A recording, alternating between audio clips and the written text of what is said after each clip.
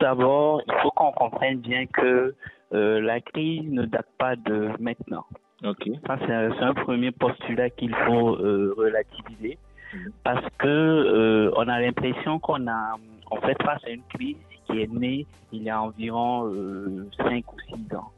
Pourtant, les groupes terroristes ont planifié la situation à laquelle nous faisons face il y a plus de 10 ans, 15 ans. J'en veux pour exemple l'installation en fait de Mokhtar Belmokhtar, qui fut l'un des premiers chefs du groupe salafiste qui s'est installé depuis les années 2002 au Mali et qui a commencé à implanter les différents groupes radicaux et les groupes terroristes dans la zone malienne, burkinabé et nigérienne. Et donc, lorsqu'on parle de ce postulat, on peut distinguer 3 grandes causes majeures du conflit et de sa propension actuelle. On a d'abord le facteur économique, le facteur religieux et le facteur géographique. Concernant le premier facteur économique, il est assez divulgué. Nous savons tous que la zone sahélienne est une zone qui est riche en ressources naturelles, et notamment en or. Et cette zone-là, justement, permet de nourrir des activités de guérilla. Et comme vous le savez, guérilla signifie petite guerre. Et donc, ça permet à un groupe de se nourrir, de s'émanciper économiquement. Et outre ça, du côté économique, les causes sont notamment le fait qu'on se situe dans une zone géostratégique.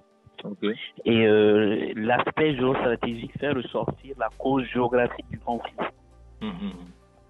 Et donc, quand on parle de facteurs géostratégiques, il faut comprendre bien que le Sahel est une zone qui permet le transit, le trafic et le transit de stupéfiants qui sont beaucoup prisés par les groupes narcotrafiquants. Et donc, naturellement, la localisation de nos pays permettent de faciliter le transit entre l'Europe, l'Amérique du Nord et les pays asiatiques. Vous pouvez vous souvenir du Boeing qui a été retrouvé calciné à Gao en 2008, qui était chargé de cocaïne et qui prouve que il y a un vrai trafic qui se fait, et c'est pas aujourd'hui, qui se faisait depuis longtemps. Et donc, à ce facteur économique-là, naturellement, il faut allier le facteur, je dirais que le facteur géographique et le facteur économique sont liés. Parce que la zone sahélienne est une zone qui favorise en fait le trafic de carburant, comme je l'ai dit, mais aussi qui permet de faire une émancipation des groupes terroristes. En d'autres termes, vous le savez très bien que depuis le début des années 2010, les groupes terroristes tels que l'État islamique se sont installés en Syrie. Il y a la moitié de la Syrie qui a été conquise, et donc ils sont dans une espèce d'expansionnisme. Et donc nos pays sont cibles justement de cette expansion de ces groupes-là. Et pour continuer, on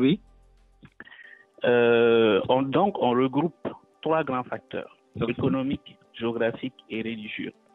Pour finir, l'aspect religieux est un aspect qui a été très peu pris en compte depuis le début de la crise, mais qui reste un enjeu majeur parce que c'est la cause politique de la guerre. Il est très facile de se tuer, je dirais, pour une cause religieuse qu'une autre cause. Voilà. Donc, il faut qu'on comprenne ça.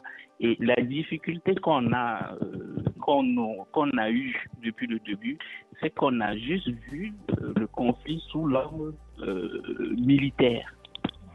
pourtant, les groupes terroristes ont allié les trois. Ils ont allié économie, ils se financent par le narcoterrorisme, par la vente de cigarettes, et ils recrutent via l'aspect religieux, grâce à la radicalisation, et enfin, ils utilisent parfaitement le territoire via l'aspect géographique. Et donc, il faut qu'on allie les trois facteurs-là pour être efficace.